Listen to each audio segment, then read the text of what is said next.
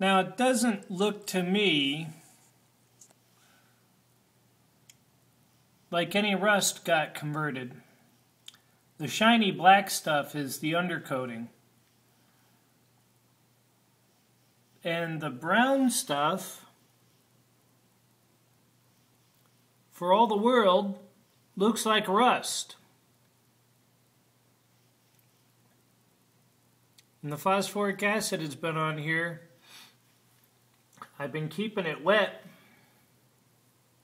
And for like 24 hours now. So, I don't know what's up with that. But I'm going to hit it with the wire wheel tomorrow. And see what I got for bare metal. That's just really weird. Not like any of the rust treatment I've done so far. So I cut some metal out of there and out of here. And yeah. Well, we'll see. And Rick, as in the Rick Fix, I gotta hand it to you, man. All that grinding and welding and patch making and compound curves, and this is just killing me using the Dremel. That's crazy. So hats off to you, man. That's insane work you do. So I just went to town with using a Dremel cutting disc as a grinder. So very carefully using the edge and then using the surface. And I still went through about 10 of them again. And then gave the phosphoric acid just one blast on there. And look at it fizz up. So I had it down to pretty good bare metal with just some rust here and there. So this looks like it's doing what it's supposed to. So I don't know what I did wrong before, but this seems to be working right. It foamed right up, so I'm encouraged, and I can already see it turning black. So yeah, wherever you see the foam there, that's where I was blasting away with the the Dremel, to get to some decent metal under there to work with. My plan is just to make a patch that goes from this corner up, over, up, somehow on that seam.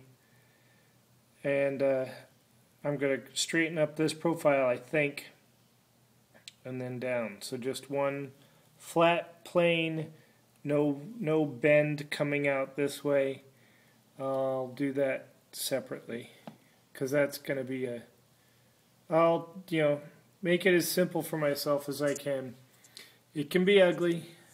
We're working for solid here.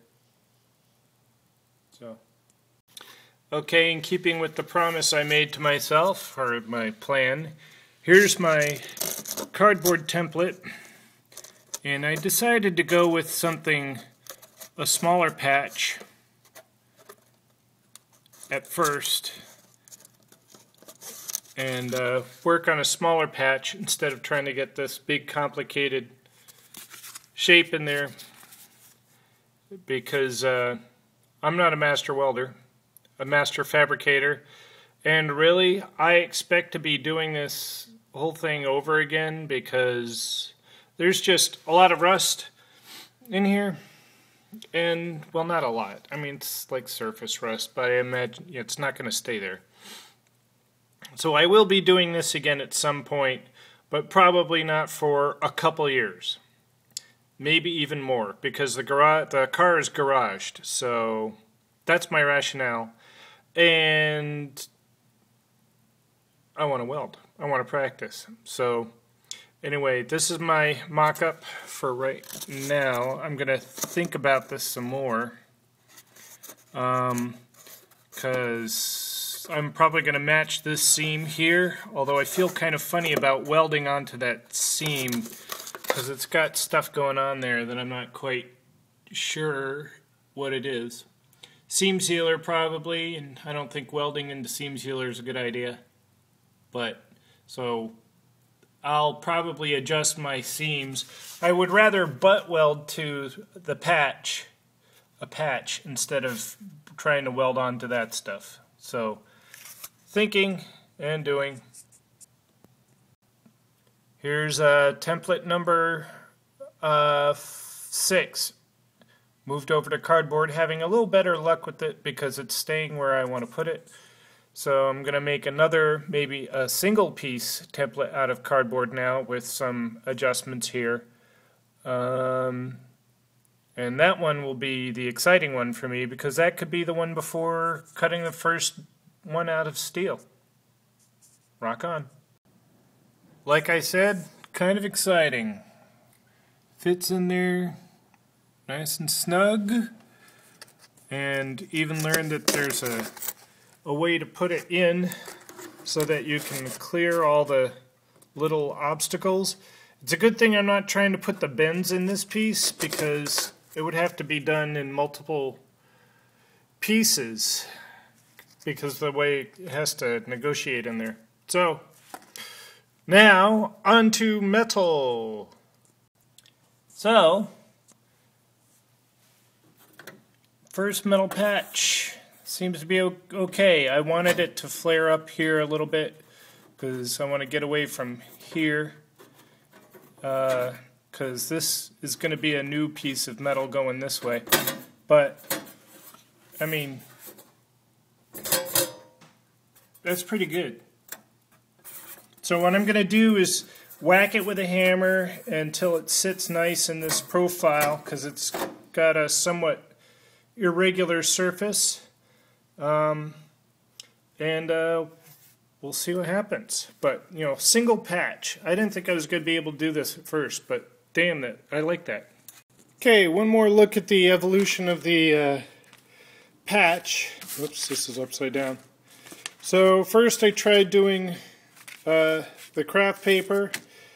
It was okay for a learning experience, but it was flopping around so much in there, it was hard to get an accurate lineup because the edges would curl up, and you're like, okay, I guess I should cut that where it's curling, and you get the angles all wrong.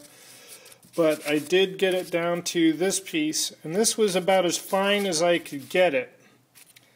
Fine a detail. You can see it was all crinkled and rumpled, and from me trying to get it to fit contours. And that's when I said, all right, I got to bite the bullet. And I said, I'm going to make smaller patches. And I'll just do a steel patch like this, tack that in, and then figure out what the other profile was. But after I got this in there and I was looking at what was left and imagining making a template for that piece, I said, well, let's just go ahead and see what we can come up with. So I did that. This piece, after some finagling and cutting, and like, all right, I think I got that, and I still had a little bit of gap left over. So then I took another little piece and cut it like that so that it would fit up and cover the hole that I wanted there. But then this piece didn't go all the way over where I needed it to go, and blah, blah, blah. So there was that one. And then this was my masterpiece, as I took everything, the fitting lessons I learned from that pile, and finessed it. And like, all right. Then I transferred that to the steel, and the steel you've already seen. I've got holes there for some plug welds. Man, when it's really shiny, it's hard to see on camera. Whoosh! Ka-chang! Yes, like cars. So, plug welds, and then I'll do a seam weld all the way around. I'm going to do tacks and then just fill in with tacks. I've got good luck with tacks. I'll just hop all over the place. Actually, I think I'm going to get a bucket of ice water and a sponge that won't melt, a natural sponge, and just, tack soak, tack, soak, and just take my time with it. Make sure that I'm in where I'm supposed to be all the way around. You see it's not entirely flat. It's because I whacked it with a hammer to, follow some of the curves that are in there. But for the most part, we're good to go. So, but I'm not going to weld on an empty stomach, so I'm going to go get some lunch.